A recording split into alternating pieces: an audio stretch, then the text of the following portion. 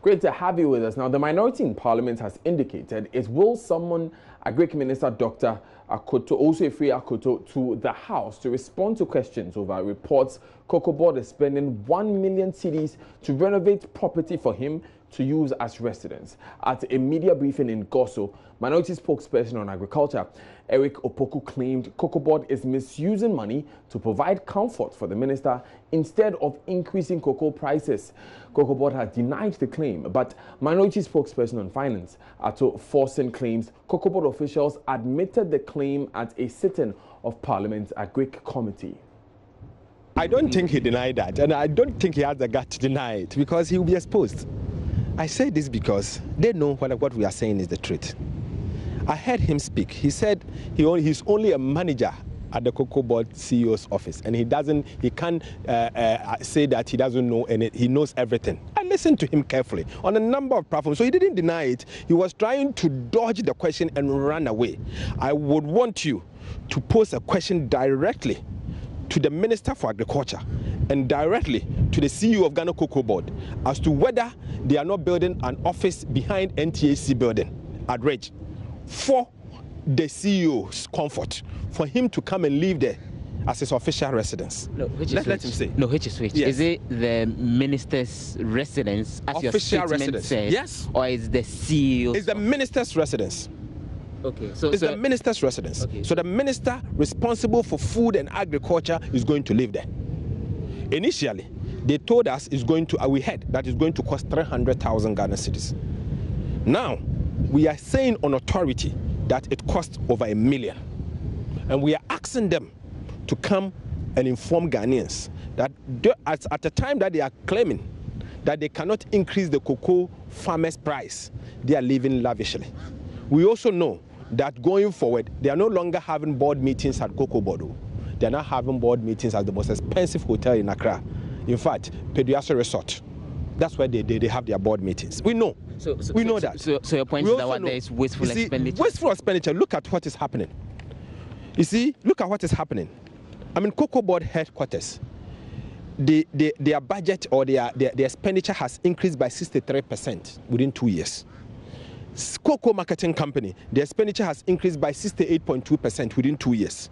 Quality Control Department, the expenditure has increased by 62.6% within 2 years. In fact, Crop Financing, the expenditure has increased by 318% within 2 years. Wasteful expenditure. All of this amount to what we are seeing at the farmers, and the farmer is not getting the money because of somebody's lifestyle.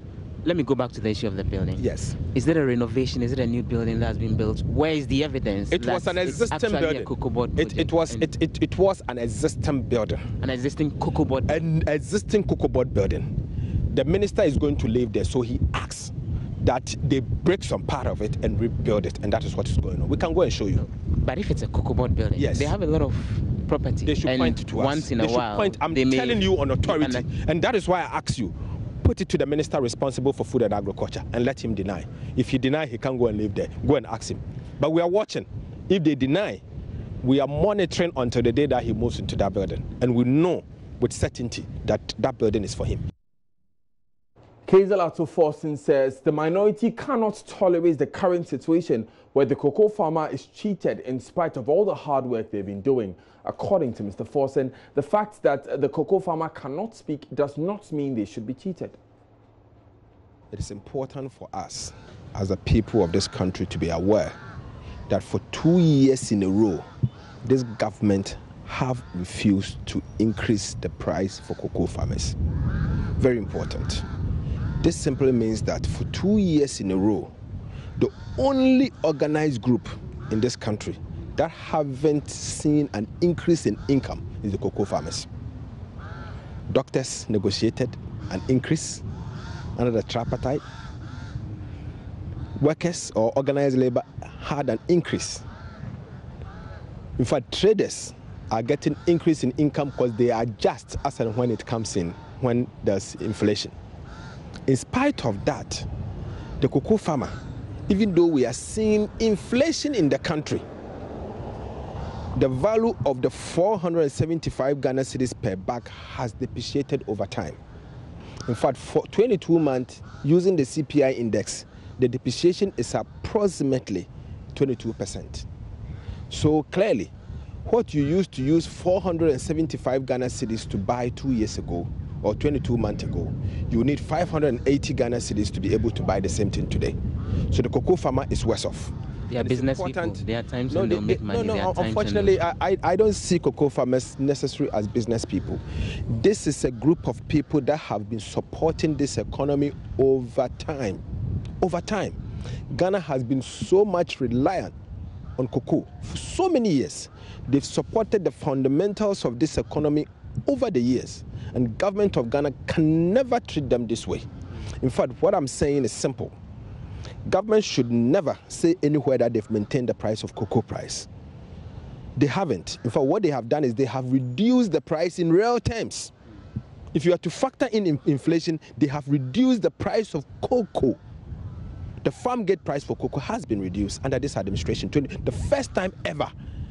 Under the NDC, under the 8-year rule, there was no way any single year we adjusted the cocoa price in real terms.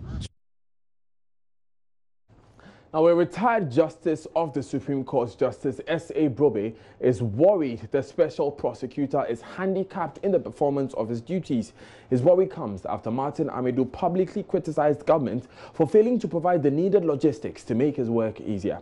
Justice Brobe, who is also former Chief Justice of Gambia, wants government to expedite the provision of the logistics for the office of the special prosecutor. He was speaking as the commissioning of the Citizens' Chambers in Accra on Wednesday. The special prosecutor has told the whole world his requirements, which must be satisfied before he can start working in full.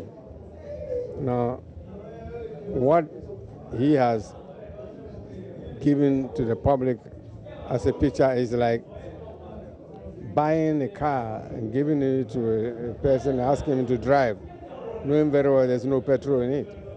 You need to buy petrol, put it inside. Without the petrol, the car will not work. So, having stated his requirements, I think he's been candid to anybody who is concerned with what he does. And we can only hope and pray that those requirements will be met sooner than later so that he can start working in earnest. That's all.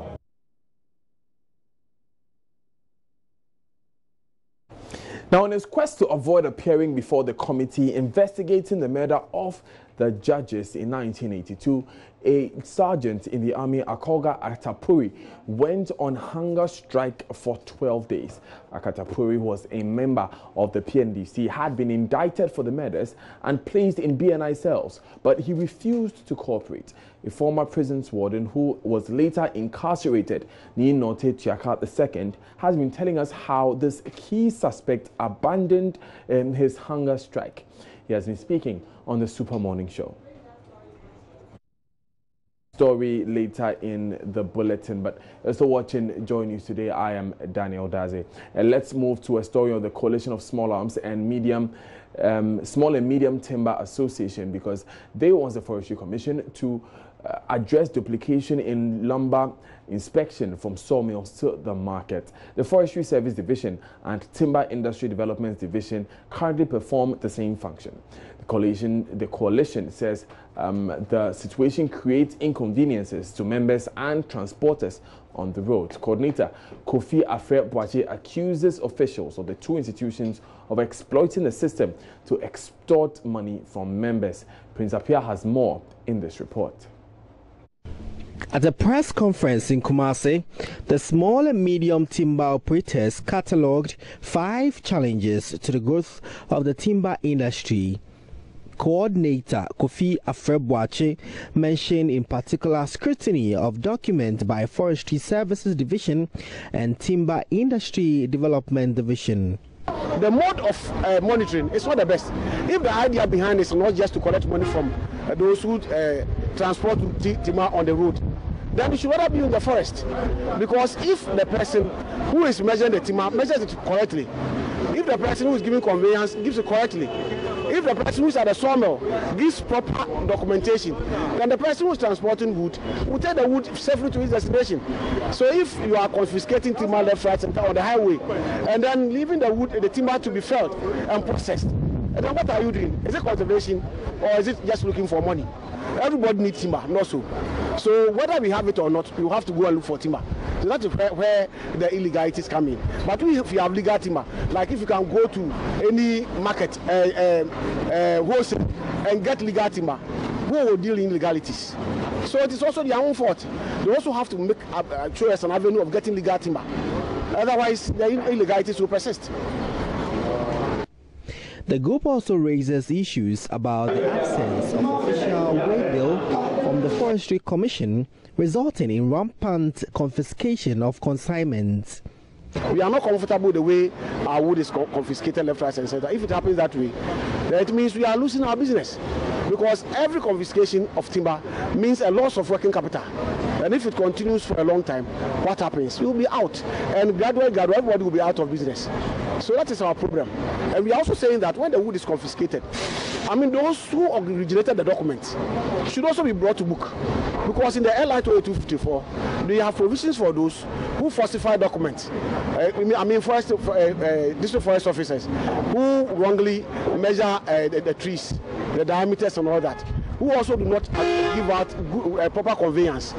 And so if Meanwhile, a new wood tracking system introduced last month as a control, intervention and monitoring tool for compliance is under scrutiny. Mr. Frebwache wants authorities to organize capacity development to inform the domestic market of its existence. When they were developing the capacity for the wood tracking system and training, the domestic market was excluded. It was done for those who transport timber abroad. So, but it affects everybody. So it's becoming a challenge to us, and because of that, most of our consignment of wood are confiscated. In fact, we don't have the kind of documents that we should even collect from the sawmillers. So it's also becoming a challenge. So the coalition calls on the Forestry Commission to streamline structures to strengthen the industry. Prince Apia reporting. Still watching Joy News today. I am Daniel Dazi. We'll take these important messages. We'll be right back.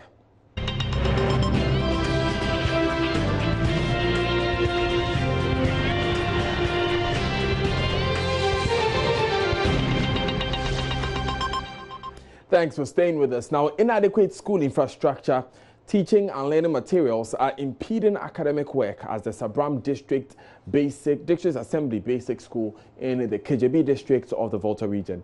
The school currently has 8 classes. Only 5 out of the 8 are fit for use for the almost 200 pupils in the school. Pupils construct tables from tree stumps. Teachers buy chalk and other teaching materials from their own pockets. The headmaster, Ahmed Abdul Razak, who spoke to Joy News' Fred Kwame Asari, said academic work is not progressing due to the myriad of challenges of the school. The Sabram District Assembly Basic School was established in 1962. It is the only education facility for about 4 communities in the catchment area. School infrastructure has been poor up until 2004, when it received a 3-unit classroom block funded by the highly indebted Poor Country program.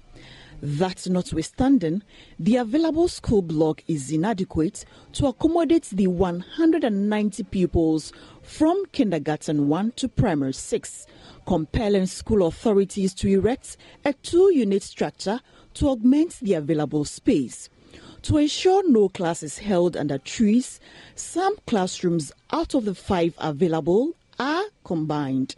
The headmaster of the school, Ahmed Abdul Razak, explains what the school goes through due to lack of infrastructure. Sometimes we'll be there when it is threatening rain coming. So we have to move the class to join another class. Another challenge impeding academics in Sabram DA Basic School is lack of furniture. Pupils sit in 3s, 4s and even 5s on a dual desk. The pupils erect tables out of tree stumps and wooden slabs to enable them write in their books. A Susu Collection Association, which the headmaster belongs to, is supporting the primary 6 class with its plastic chairs. At the beginning of this academic year, the chalk supplied to the school was not enough. So maybe when the term is ending, So you have to find some money and then buy from the market. This is, you are having only one textbook, which I am using. I am teaching thesis, so I am using that textbook. So reading becomes problem. Actually giving us some conditions. Meanwhile, a 3-classroom block on the compound, financed by the District Development Fund, remains locked. The Kejebi District Chief Executive, Maxwell Esiedu, explains the contractor is yet to hand over the project. The contractor has not officially handed the project to the assembly. That is why we are not able also to hand over their project to the school. What is preventing the contractor from handing? Well, that one I can't tell. I can't tell. Does it have to do with payments or anything? No. That project is a DDF project, and so the money is intact there. And so he only has to come and inform us that he has finished, and then we will pay him. Then we can also hand over the project to the school. According to Kejebi District Education Directorate, the new block will be allocated to the Junior High School Department. This means the challenges of Sabram DA Business School as far as infrastructure is concerned are far from being addressed. Fred Kwame Asaris reports for Joy News. Now, in his quest to avoid appearing before the committee investigating the murder of the judges in 1982, a sergeant in the army, Akoga Akatapori, went on a hunger strike for 12 days. Akatapori, who was a member of the PNDC, had been indicted for the murders and placed in BNI cells but refused to cooperate. A former prison warden, who was later incarcerated, Nino Tetiaka II, has been telling us how this key suspect abandoned his hunger strike. He's been speaking on the Super Morning Show. Amatekwe started narrating his story. He said he was out of his office one day. When he came back to the office, there was a note on his desk with a weight on. When he collected the note, there was an instruction on the note: send this to Lance Corporal America at the broadcasting house without fail. Signed, Captain Kojo Chikata. So we asked him, did Captain Kojo Chikata signed? Did he see his signature? He said yes. His name there, he said yes. Where is the paper? He said he destroyed it. Then we told him, if he has the paper, that will save his life. If he has destroyed the paper, then he will die. He has no evidence. He will die. We told him this. So it was that paper he sent to Broadcasting House and gave to America. So we told him specifically that if he says he has destroyed the paper, then he has no evidence. He could die. And because America had come to mention him and mention Alorga, when Amatekwe finished with the SIB and left, Alorga was brought to the cells. Now, he didn't sleep in the cells. He was brought to meet. He was brought directly from outside to meet the SIB. But when he met the SIB, he said he will not talk until he sees Captain Kojo Chikata. Aloriga speaking there. Yes. So his interview did not go on. So Aloriga stayed with us in the cells. And for 12 days he was on hunger strike that he would not eat. He didn't know why he was in the cells. And he wants to see Captain Kojo Chikata. If he wouldn't come, he would not speak with the SIB. So 12 days he was not eating, not even water. Until on the 12th day, Dr. Cranton from the police hospital was sent to Oshafor prison to examine Alorga. And he advised Alorga that his state was critical. If he wouldn't eat, he may die before the next day. Dr. Ali Dusedu, who is a political scientist and a lecturer at the University of Ghana, also said the work that the National Reconciliation Commission did in the year 2004 did not fully address the concerns of affected persons like Nino Tetiaka II. I don't think Truth and Reconciliation Commissions or any other restorative justice, transitional justice mechanism can be able to deal with issues of human rights abuses holistically. Because if you look at the murder of the High Court judges, 3 High Court judges, was one of the most topical issues that was part of a very holistic, broader human rights abuses. And if you look at it, it was basically attributed to 2 reasons: systematic, or the system, and then personal. So if you look at the whole concept of the system failing to provide for people that it was supposed to provide for, the system failing to regulate, administer the rule of law and justice, necessitated people who had already planned or had personal quests to win power, either the legitimate or illegitimate means, to take advantage of the situation. So even if people have the personal quest to govern and the system doesn't present them the opportunity to seize power, they can't do that. So if you look at the work of the NRC specifically, it was meant to address both the personal quest for people to offend and re-offend, but also addressing the systematic challenges of providing people the opportunity to take advantage of the system. If you ask me, I think to some extent they achieve both, but not holistically. There are still remnants of most of the issues that led to there's still remnants of the issues that led to the coup and all those things happening, but people are still greedy and still wanting to get power, either conventional or unconventional means. Now, away from that issue, a new project seeking to put young people previously involved in illegal mining into alternative livelihood activities has now reached about 5,000 people in the Western and Central regions alone. Joy News' Justice Beidou accompanied Land and Natural Resources Minister Kweku Ansuma on his first working visits to the project sites in the Central region and has filed this report. Once upon a time, this whole enclave was a spot for heavy mining. Many young people spent days here digging for gold and also doing surface mining. The effects of that went straight into the River Offing, which passes nearby.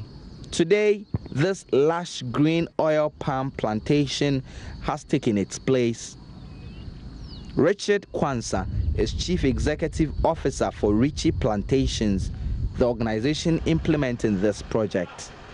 Most people now have got to understand actually the program. So the registration, they are coming in more to register as this goes on. So far we've lifted over 1 million seedlings distributed to the farmers. In the greenery, Samuel Asare and Ebenezer Adai are hard at work. Once upon a time, they were into galamsey work. Today, they are part of nearly 100 permanent staff of this company employed and are now planning to start their own oil palm farm next year. When we're in the galamsey, we're getting money every day. We're just spending the money anyhow, but now we are managing a salary well. Because of the galamsey money, I was reluctant in coming here, but since I came, I am learning to spend money well and planning on owning a farm. Your manager and directors on my boy, my assassin, so you do a statia, a benefit. This project, targeting 1 million young people, especially in areas affected by the ban on illegal mining, is being funded with money from the Minerals Development Fund under the Land and Natural Resources Ministry. New Sector Minister Kweku Ansuma is here on his first official visit since his appointment. It is meant to create jobs for the youth in the mining areas where we have gotten part of our lands being degraded, and that there is the need for us to salvage all such lands. At the same time, we do this to create revenue for the state. The fight against illegal mining is far from being won. But this scheme, giving galamseyers a second shot at life, shows there could be light at the end of the tunnel for those who choose to give up on this dangerous profession. Justice Beidou, Joy News, Dunkwa Onofin.